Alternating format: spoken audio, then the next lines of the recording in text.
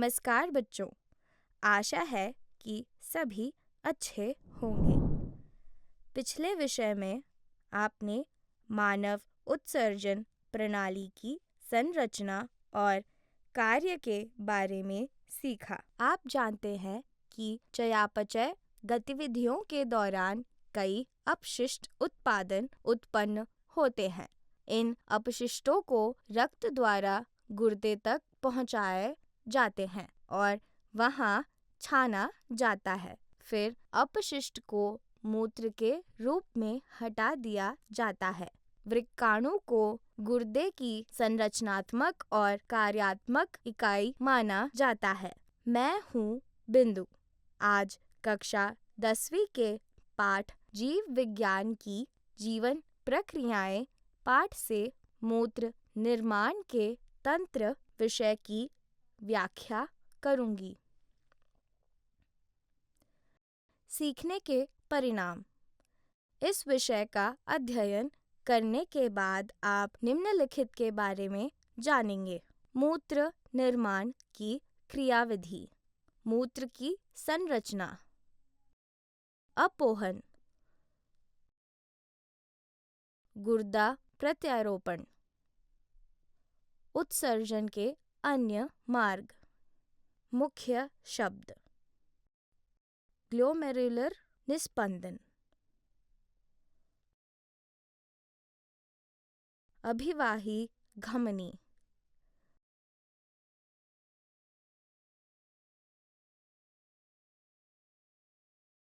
अपवाही धमनी,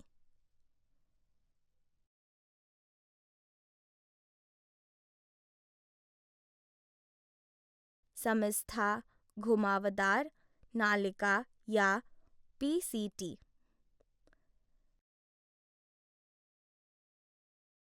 डिस्टल घुमावदार नालिका या डीसीटी,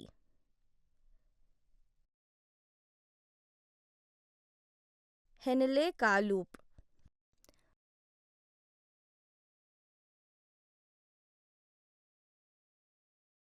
मूत्र वर्णक,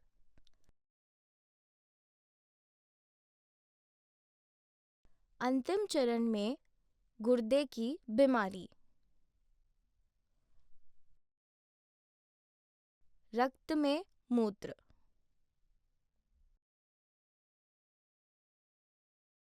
हीमोडायलिसिस।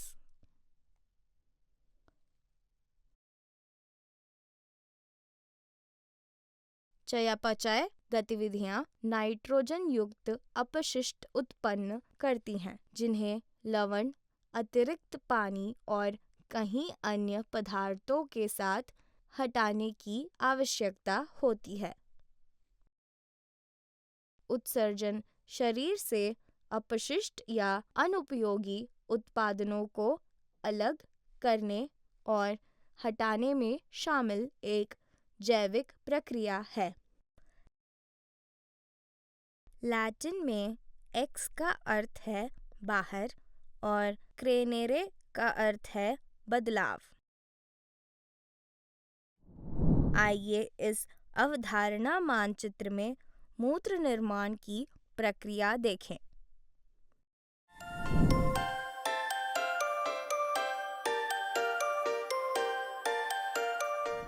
अब हम मूत्र निर्माण के तंत्र में चरणों को देखेंगे। Mechanism of the urine निर्माण formation. के तंत्र। मूत्र के गठन में 4 चरण शामिल होते हैं: ग्लोमेरुलर निस्पंदन, नालिकाई पुनः अवशोषण, नालिकाई स्त्राव, मूत्र की एकाग्रता,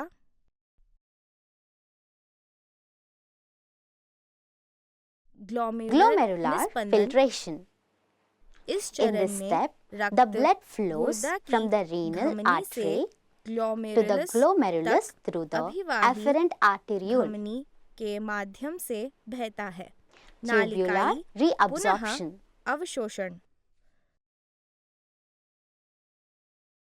The ग्लोमेरुलर filtrate से from छानने glomerular वाले is को also प्राथमिक called मूत्र primary भी urine, कहा जाता है और and रक्त this is equal to रासायनिक blood संरचना in chemical रक्त के composition समान होते हैं, except the लेकिन presence of इसमें blood रक्त cells. कोशिकाएं नहीं होते हैं। It passes यह into समीपस्थ the proximal घुमावदार नालिका convoluted में tubule. प्रवेश करते हैं। प्राथमिक Useful मूत्र में substances उपयोगी in पदार्थों primary को urine peritubular are network reabsorbed में into the पुनः अवशोषित peritubular किया network. जाता है।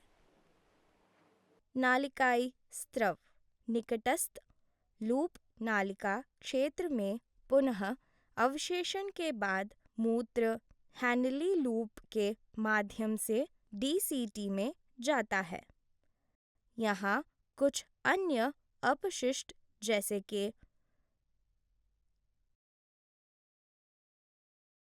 K+, Na+, Cl- और H+ के अतिरिक्त लवण आयन पेरिट्यूबुलर कोशिकाओं से डीटीसी में गुप्त होते हैं।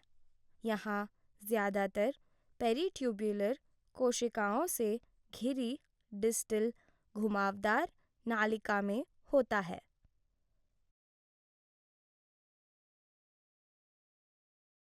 यह मूत्र की उचित एकाग्रता और पीएच को बनाए रखता है। समीपस्थ घुमावदार नालिका के क्षेत्र में नालिकाई स्त्रव की छोटी मात्रा भी होती है। मूत्र की एकाग्रता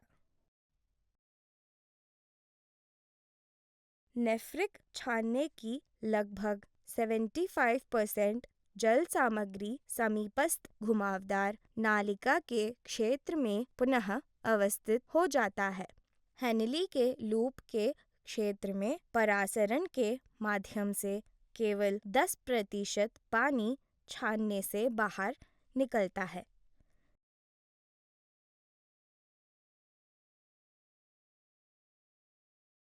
इसके अलावा मूत्र का आगे सांद्रण संग्रह नालिकाओं में वैसोप्रेसिन नामक हार्मोन की उपस्थिति में नालिका को इकट्ठा करने में क्षेत्र में होता है।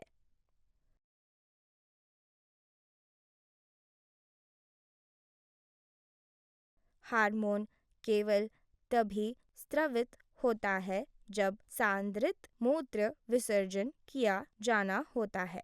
जब कोई व्यक्ति बहुत सारा पानी पीता है तो यह स्त्रवित क्यों नहीं होता है?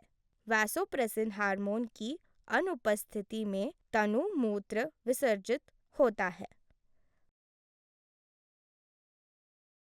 हार्मोन क्रिया शरीर के तरल पदार्थों की आसमटिका एकाग्रत को बनाए रखती है।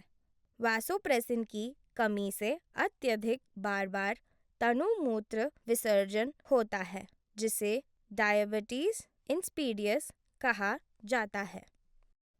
मूत्र का संरचन यह मूत्र प्रणाली द्वारा उत्पादित एक पारदर्शी तरल पदार्थ है। मूत्र एक पीलापन रंग है जो यूरियोक्रोम नामक पदार्थ की उपस्थिति के कारण होता है।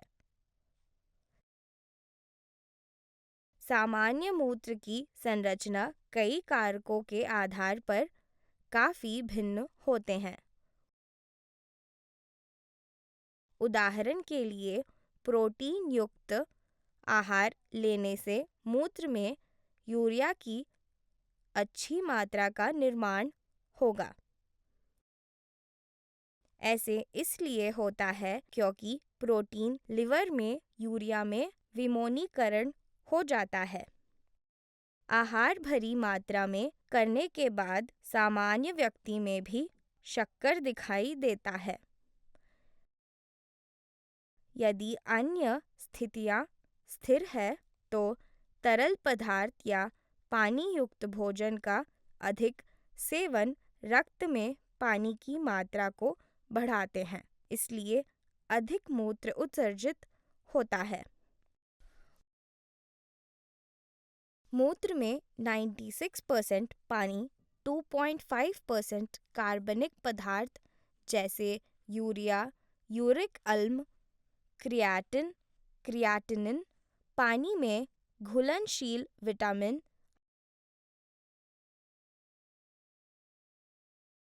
हार्मोन और ऑक्सीलेट्स आदि होते हैं।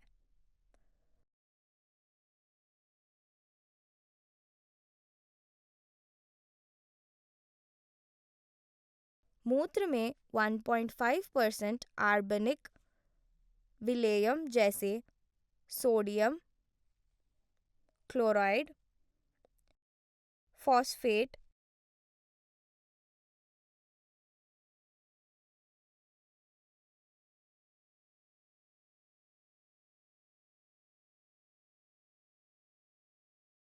सल्फेट, मैग्नीशियम, कैल्शियम और आयोडीन भी होते हैं। मूत्र शुरुआत में अम्लीय होते हैं, लेकिन अमोनिया बनने के लिए यूरिया के अपघटन के कारण खड़े होने पर क्षारीय हो जाते हैं। यदि दोनों गुर्दा विफल हो जाते हैं तो क्या होता है? पूर्ण और अपरिवर्तनीय गुर्दे की विफलता को अंतःचरण गुर्दे की बीमारी या रीनल रोग कहा जाता है। यदि गुर्दा पूरी तरह से काम करना बंद कर देता है तो हमारा शरीर अतिरिक्त पानी और अपशिष्ट उत्पादनों से भर जाता है। इस स्थिति को यूरेमिया कहा जाता है। हाथ या पैर सूजन संकेत हैं और व्यक्ति थका हुआ और कमज़ोर महसूस करता है, क्योंकि शरीर को ठीक से काम करने के लिए स्वच्छ रक्त की आवश्यकता होती है। इस स्थिति का इलाज करने का उपाय क्या है? आइए जानते हैं आर्टिफिशियल किडनी के बारे में। डायलिसिस, कृत्रिम गुर्दा। गुर्दे जीवित रहने के लिए महत्वपूर्ण अंग हैं। संक्रमण, चोट, बहुत अच्छे रक्तचाप, बहुत अधिक मधुमेह या गुर्दे में प्रतिबंधित रक्त प्रवाह जैसे कई कारक शरीर में जहरीले कचरे के संचय का कारण बनते हैं और मृत्यु का कारण बनते हैं। डायलिसिस मशीन का उपयोग किसी व्यक्ति के रक्त को स्वच्छ करने के लिए किया जा सकता है जब दोनों गुर्दे क्षतिग्रस्त हो जाते हैं। इस प्रक्रिया को हीमोडायलिसिस कहा जाता है। In इस this प्रक्रिया process, में रक्त the blood को is taken मुख्य out धमनी from the से main बाहर artery. निकाला जाता है और हेरपिन नामक ठोकारोधक के साथ मिलाया जाता है। फिर रक्त को डायलाइजर नामक उपकरण में पंप किया जाता है। इस उपकरण में रक्त चैनलों या नालिकाओं के माध्यम से प्रवाहित होता है। ये नालिकाएं डायलाइजिंग द्रव में डूबा हुआ रखा जाता है। नालिकाओं की झिल्लियां तरल से रक्त को अलग रखती हैं, जिसका संगठन प्लाज्मा के समान होता है, किंतु इसमें नाइट्रोजन व्यर्थ नहीं होता। रक्त से नाइट्रोजन युक्त अपशिष्ट पदार्थों को हटाकर रक्त को साफ करने वाले तरल पदार्थों में प्रवेश करते हैं। यह गुर्दा के कार्य के सामने है, लेकिन अलग है क्योंकि इसमें कोई पुनः अवशेषण शामिल नहीं है। एंटी हेयरपिन जोड़ने के बाद साफ रक्त को एक नस के माध्यम से शरीर में वापस पंप किया जाता है। प्रत्येक डायलिसिस सत्र 3 से 6 घंटे तक रहता है। यह पद्धति हजारों यूरेमिया वृक्क निष्क्रियता के रोगियों के लिए पूरी संसार में उपयोगी है। क्या Kidney गुर्दे failure की patients? विफलता को रोगियों के लिए कोई दीर्घकालिक समाधान है? हाँ, किडनी प्रत्यारोपण गुर्दा की विफलता या तीव्र गुर्दे की विफलता के लिए सबसे अच्छा दीर्घकालिक समाधान है। प्रत्यारोपण में कार्यशील गुर्दे का उपयोग किया जाता है, जो एक दाता से आती है, जो एक करीबी रिश्तेदार होना पसंद किया जाता है। प्राप्तकर्ता द्वारा प्राप्त की जाने वाली किडनी उसके शरीर के लिए एक अच्छा मैच होना चाहिए। प्राप्तकर्ता की प्रतिरक्षा प्रणाली द्वारा अस्वीकृत की संभावना को कम करना। आधुनिक नैदानिक प्रक्रियाओं ने ऐसी जटिल तकनीकों की सफलता दर में वृद्धि की है। आजकल अंगदान की प्रक्रिया गुर्दे की विफलता के मरीजों की बहुत मदद करती है। अंग मस्तिष्क मूत्र रोगियों से अंगों को एकत्र किया जाता है। पहला गुर्दा प्रत्यारोपण 1954 में वॉशिंगटन, अमेरिका के एक सर्जन डॉक्टर चार्ल्स हफनेगल द्वारा समान जुड़वा बच्चों के बीच किया गया था।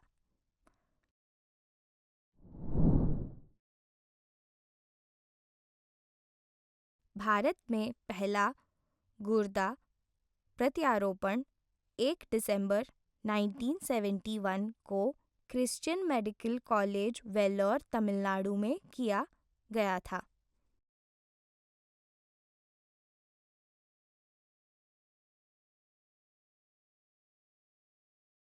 आइए उत्सर्जन के अन्य मार्गों तथा सहायक उत्सर्जी अंगों के बारे में जानते हैं। आप जानते हैं कि गुर्दा हमारे शरीर के मुख्य उत्सर्जन अंग हैं। फेफड़े, त्वचा और यकृत के अपने विशिष्ट कार्य होते हैं, लेकिन वे उत्सर्जन को एक गौण कार्य के रूप में करते हैं। श्वसन प्रक्रिया में फेफड़े कार्बन डाइऑक्साइड और पानी को हटाते हैं।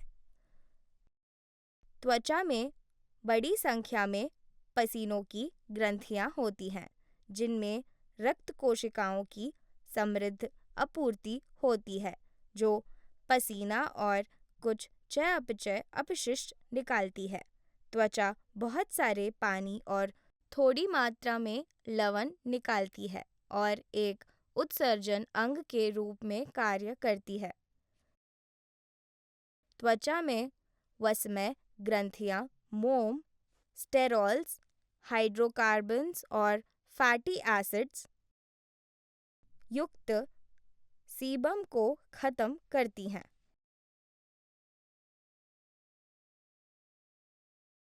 यकृत पित्त वर्णक का उत्पादन करता है, जिसे बिलीरुबिन, बिलीवर्डिन और यूरोक्रोम कहा जाता है।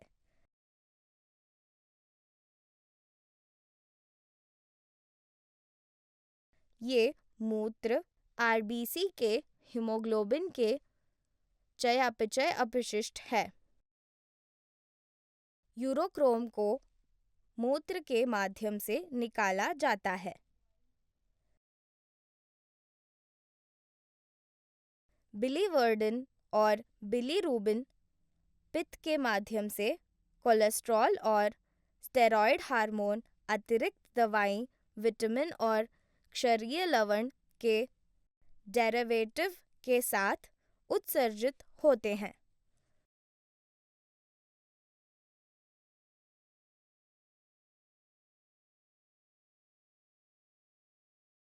यूरिया बनाने में यकृत भी शामिल होता है।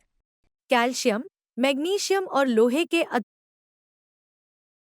लवण को बृहदांत्र या बड़ी आंत की उपकला कोशिकाओं द्वारा उत्सर्जित किया जाता है और मल के साथ समाप्त किया जाता है।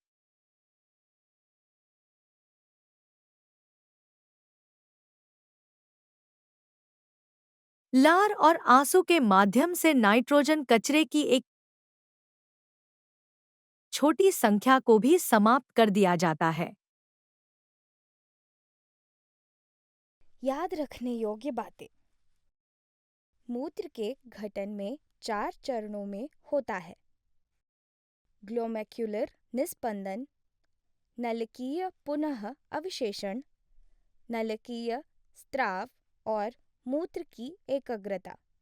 गुर्दे शरीर से नाइट्रोजन अपशिष्ट को हटाते हैं और मानव शरीर में जल संतुलन ऑस्मोरेगुलेशन नामक सामग्री पीएच और रक्तचाप को बनाए रखते हैं। डायलिसिस मशीन एक कृत्रिमक गुर्दा है जो शरीर के बाहर चयापचय कचरे को हटाने के लिए रक्त को फिल्टर करती है। गुर्दा प्रत्यारोपण गुर्दे की विफलता के रोगियों के लिए एक स्थायी समाधान है। गुर्दा उत्सर्जन के मुख्य अंग हैं, लेकिन फेफड़े, त्वचा और यकृत भी एक माध्यमिक कार्य के रूप से उत्सर्जन करते हैं।